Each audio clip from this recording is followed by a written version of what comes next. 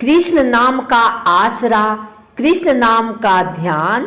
27वां अध्याय अब लिखने लगा महान। जय श्री कृष्णा, राधे राधे।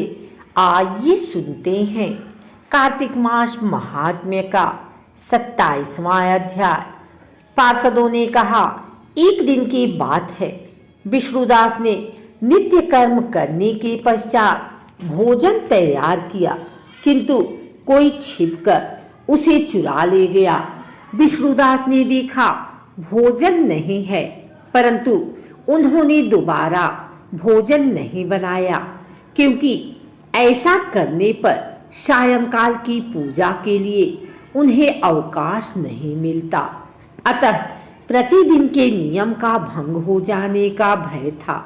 दूसरे दिन पुनः उसी समय पर भोजन बनाकर वे ज्यों ही भगवान विष्णु को भोग अर्पण करने के लिए गए, त्यों ही किसी ने आकर फिर सारा भोजन हड़प लिया। इस प्रकार 7 दिनों तक लगातार कोई उनका भोजन चुरा कर ले जाता रहा। इससे विष्णुदास को बड़ा विस्मय हुआ। वे मन ही मन इस प्रकार विचार करने लगे, अहो, कौन प्रतिदिन आकर मेरी रसोई चुरा ले जाता है? यदि दोबारा रसोई बनाकर भोजन करता हूँ तो सायंकाल की पूजा छूट जाती है।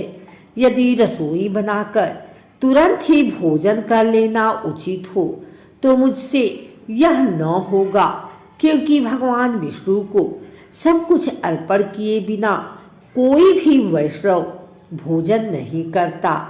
आज उपवास करते मुझे 7 दिन हो गए। इस प्रकार मैं व्रत में कब तक स्थिर रह सकता हूँ? अच्छा, आज मैं रसोई की भली भांति रक्षा करूँगा। ऐसा निश्चय करके भोजन बनाने के पश्चात वे वहीं कहीं छिपकर खड़े हो गए। इतने में ही उन्हें एक चांडाल दिखाई दिया, जो रसोई का अन्न हर कर जाने के लिए तैयार खड़ा था। भूख के मारे सारा शरीर दुर्बल हो गया था। मुख पर दीनता छा रही थी। शरीर में हाड़ और चाम के सिवा कुछ शेष नहीं बचा था। उसे देखकर श्रेष्ठ ब्राह्मण विष्णुदास का हृदय करुणा से भर आया। उन्होंने भोजन चुराने वाले चांडाल की ओर देखकर कहा, भैया जरा ठहरो ठहरो, क्यों रूखा सूखा खाते हो? यह घी तो ले लो। इस प्रकार कहते हुए विप्रवर विष्णुदास को आते देख वह चांडाल भय के मारे बड़े वेग से भागा और कुछ ही दूरी पर मूर्छित होकर गिर पड़ा। चांडाल को भयभीत और मूर्छित देखकर द्विषित विष्णुदास बड़े वेग से उसके समीप आए और दयावश अपने वस्त्र के छोर से उसको हवा करने लगे।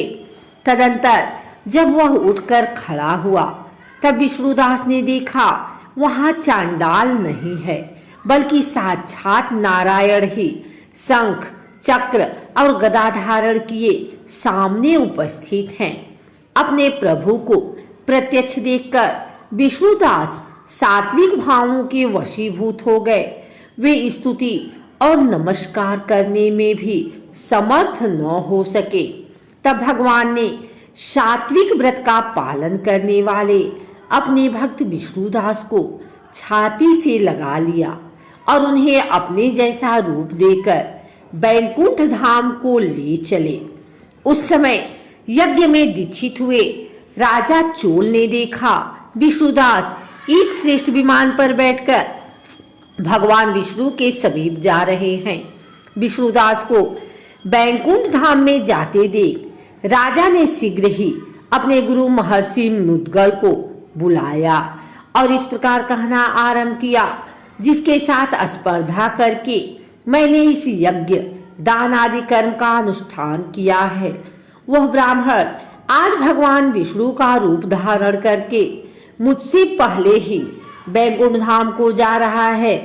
मैंने इस वैष्णव धाम में भली भांति दीक्षित होकर अग्नि में हवन किया और दान आदि के द्वारा ब्राह्मणों का मनोरथ पूर्ण किया, तथापि अभी तक भगवान विष्णु मुझ पर प्रसन्न नहीं हुए और इस विष्णु दास को केवल भक्ति के ही कारण श्री हरि ने प्रत्यक्ष दर्शन दिया है।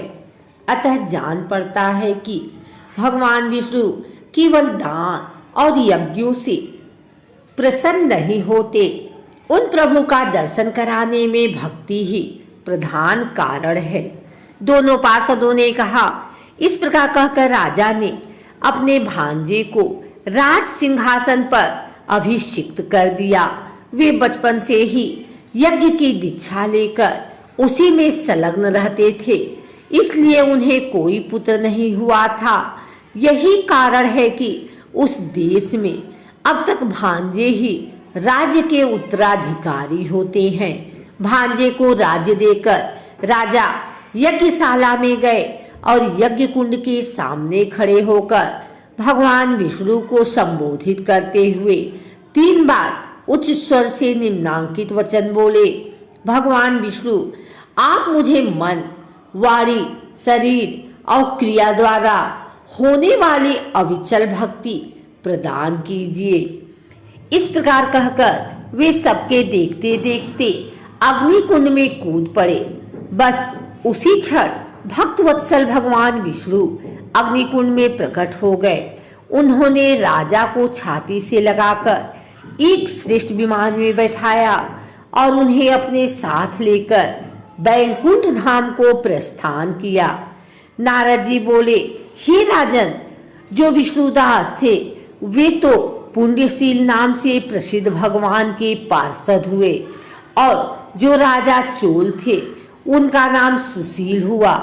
इस दोनों को अपने ही समान रूप देकर भगवान लक्ष्मीपति ने अपना द्वारपाल बना दिया।